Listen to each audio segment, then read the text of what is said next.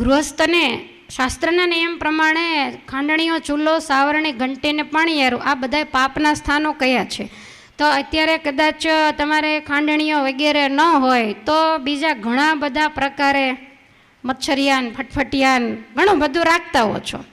તો ઘણા બધા પ્રકારે પાપ થતા હોય, સૂક્ષ્મ જીવ જંતુઓ મરતા હોય, તો ગૃહસ્થયા પાપના નિવારણ માટે 5 યજ્ઞ કરવા જોઈએ.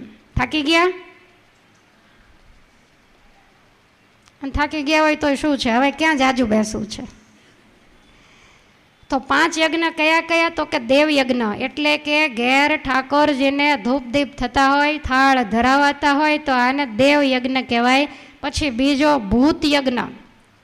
જૂના જમાનામાં ઘણા કડિયારો પૂરતા હોય, કૂતરા વગેરેને રોટલા વગેરે નાખતા હોય, ગાયોને ઘાસ નાખતા હોય, કબૂતરને ચણ નાખતા હોય, પશુઓ માટે પાણી પીવાના હવાડા વગેરે બંધાવતા હોય, પશુ પક્ષી કે જીવ જંતુઓને માટે કાંઈક પરમાર્થ કરતા હોય, અત્યારે નથી ચકલી ઘરને બધું મૂકતા હોય છે, તો આ બધો ભૂત યજ્ઞ કહેવાય.